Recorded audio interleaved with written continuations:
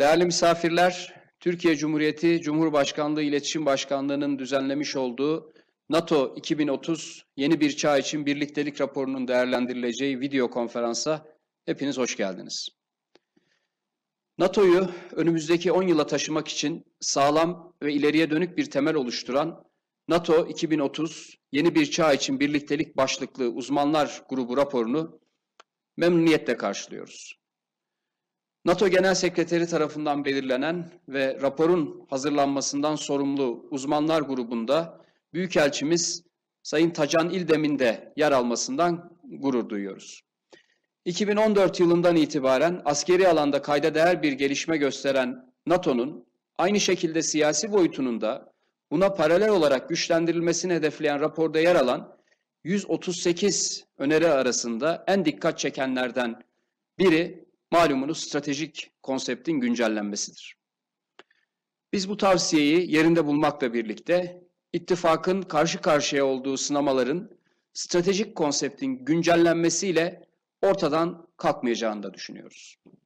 Uzmanlar grubunun mevcut raporunun ışığında müttefik birliğini, dayanışmasını ve insicamını güçlendirmek hepimizin ortak sorumluluğudur, ortak görevimizdir. Müttefiklerin birbirine yönelik tehditleri ve bazı üye ülke siyasilerinin NATO'nun işlevini küçümseyen söylemleri ittifakın ne yazık ki ortak gücünü azaltmaktan başka bir amaca hizmet etmemektedir. Biz NATO'nun transatlantik coğrafyasını ilgilendiren konuların yanı sıra müttefikler arasındaki fikir anlaşmazlıklarının da ele alındığı temel platform olmasını arzu ediyoruz.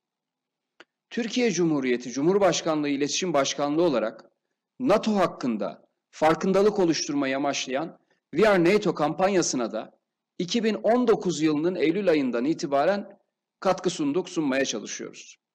Böylece Türkiye'nin NATO'ya, NATO'nun da Türkiye'ye katkıları hakkında özellikle gençlerin bilgilendirilmesini hedefliyoruz. Geçtiğimiz yıl küresel salgın koşullarına rağmen Türkiye olarak bu kampanyaya etkin bir katılım sağladık. 2021'de de birçok proje ve faaliyeti inşallah hayata geçireceğiz. Saygıdeğer katılımcılar, malumunuz olduğu üzere Türkiye gerek İkinci Dünya Savaşı öncesinde gerekse savaş sonrasında karşı karşıya kaldığı güvenlik tehditlerinin etkisi ve kalkınma, demokrasi, modernleşme süreçlerine katkı yapacağı beklentisiyle 69 yıl önce bugün NATO'ya üye olmuştur. Türkiye'nin ittifaka dahil olmasıyla NATO, Soğuk Savaşı kazanan olarak nihayete erdirme noktasında önemli bir avantaj elde etmiştir.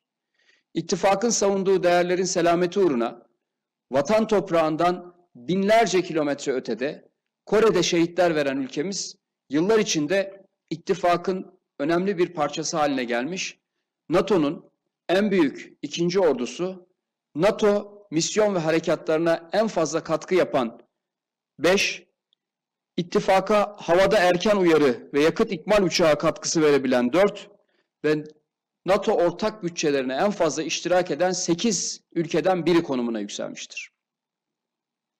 Bu yıl başında NATO'nun mızrak ucu olarak da bilinen çok yüksek hazırlık seviyeli müşterek görev gücünün komutasını da devralmış durumdayız.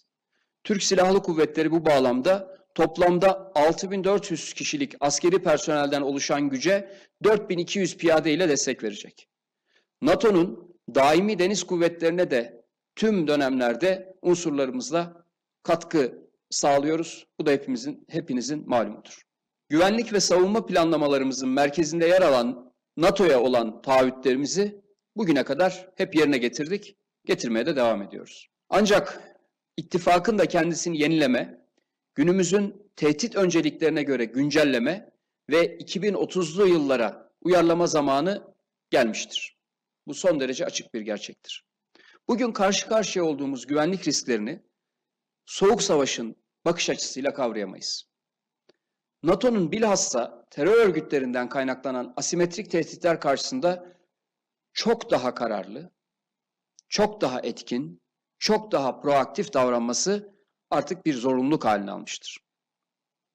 Bu çerçevede ülkemizin maruz kaldığı saldırılar karşısında müttefiklerimizden çok daha güçlü bir dayanışma bekliyoruz. Terör örgütlerine karşı ilkeli ve kararlı bir duruş sağlanmasını temin edecek bir değişimi tüm üye ülkelerle birlikte gerçekleştirmek mecburiyetindeyiz. Zira güvenliğin bölünmezliği, dayanışma ve beraberlik ruhu NATO ittifakını ayakta tutan taşıyıcı unsurlardır. Bu ilkelerin gözetilmesi NATO'nun 2030'lu yıllarda da itibarını ve güvenilirliğini sürdürmesi bakımından elzemdir. Aynı şekilde NATO'nun caydırıcılığını azaltacak, ittifakın gücüne zarar verecek popülist beyanlardan da uzak durulmalıdır. Türkiye aynı zamanda NATO'nun da hududu olan güney sınırlarının ötesinde Avrupa'yı ve tüm müttefikleri etkileyen terör örgütleriyle göğüs göğüse çarpışırken, bu örgütleri tek başına bozguna uğratırken, kahramanca mücadelemizin karşılığı olarak müttefiklerimizden ne yazık ki akıl ve izandan yoksun açıklamalar dinlemek ve müttefik bildiklerimizin ortak düşman olan terör örgütlerinin yanında yer aldığını görmek bizleri derinden üzmekte, NATO'ya olan güvenimize de gölge düşürmektedir. Bu kirli politikalar ittifakın onurunu da lekelemektedir. Masum sivilleri canice katleden bu eli kanlı terör örgütleriyle mücadelemize amasız, fakatsız destek verilmesini istemek en doğal müttefiklik hakkımızdır. Kıymetli misafirler, biz teröre karşı ilkeli ve dik duruşumuzu sürdürdükçe bazı çevreler art niyetli bir şekilde ülkemizin NATO mensubiyetini gölgelemeye çalışmakta, Türkiye'yi başka ittifak arayışlarına girmekle itham etmektedir. Amerika Birleşik Devletleri ve Avrupa'da zaman zaman Türkiye'nin NATO üyeliğini tartışmaya açma gayretleri olduğunu görüyoruz. Açıkçası bu tür söylemleri kimin yaptığından bağımsız olarak cahilce, hadsizce ve yersiz buluyoruz. Küresel güvenliği ilgilendiren meseleler sosyal medya platformlarında kıymeti kendinden menkul düşünce kuruluşu personelleri tarafından tartışılmaz. Böyle bir tartışma eğer yapılacaksa onu da ancak Türk milleti yapar. Bu güruha buradan bir kez daha altını çizerek duyurmak isterim ki bizim yerimiz de duruşumuz da bellidir. Yaklaşık 70 senedir. NATO'nun ayakta kalmasına yaptığımız katkılar da ortadadır. Türkiye yıllardır dünyanın dört bir yanındaki NATO operasyonlarına aktif katkı sunmuştur. Biz müttefiklerimizle birlikte Kore'den Afganistan'a, Mali'den Kosova'ya kadar nasıl barış ve istikrar için gayret gösterdiysek, müttefiklerimizden de Türkiye'nin güvenliği söz konusu olduğunda aynı hassasiyeti bekliyoruz. Libya'da ve Doğu Akdeniz'de NATO'nun güney kanadını zayıflatan adımların atılmasını istemiyoruz. Suriye'de ve Irak'ta terör örgütlerinin terörle mücadele adı altında silahlandırılmasına ve desteklenmesine şiddetle karşı çıkıyoruz. İttifakımızın bugün karşı karşıya olduğumuz tehditlerle en etkin biçimde mücadele etmesini sağlayacak adımları hep birlikte atmamız gerektiğini ısrarla vurguluyoruz. Üye ülkelere yönelen güvenlik tehditlerine karşı gösterdiğimiz hassasiyeti müttefiklerimizden de görmeyi bekliyoruz. Söz konusu hassasiyeti maalesef bugüne dek göremedik. Türkiye, bölgesinde yaşanan uluslararası güvenliği tehdit eden gelişmeler karşısında NATO'dan hak ettiği desteği alamadığı gibi milli güvenliğini sağlamaya yönelik meşru girişimleri sebebiyle silah ve teçhizat ambargolarını haksız ve hukuksuz bir şekilde konu ediliyor.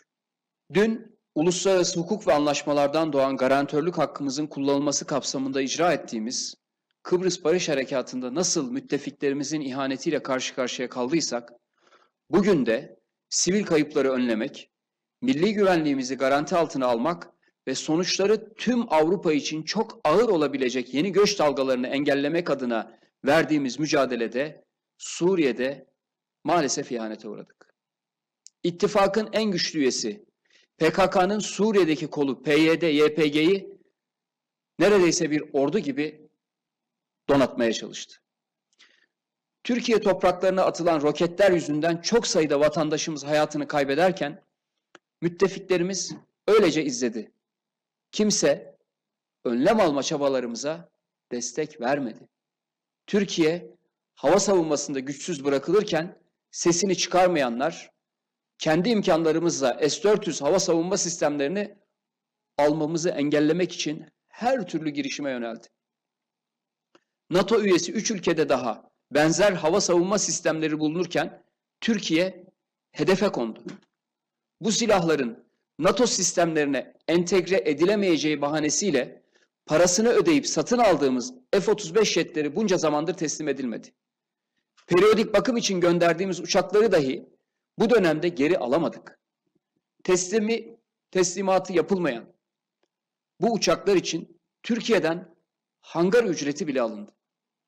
Suriye'den Doğu Akdeniz'e kadar milli güvenliğimizi korumak için attığımız her adımda baskıyla karşılaşmamıza, caydırıcılığımızı en üst seviyede tutma çabalarımızın her seferinde müttefiklerimiz tarafından sekteye uğratılmasına rağmen biz asla vazgeçmedik.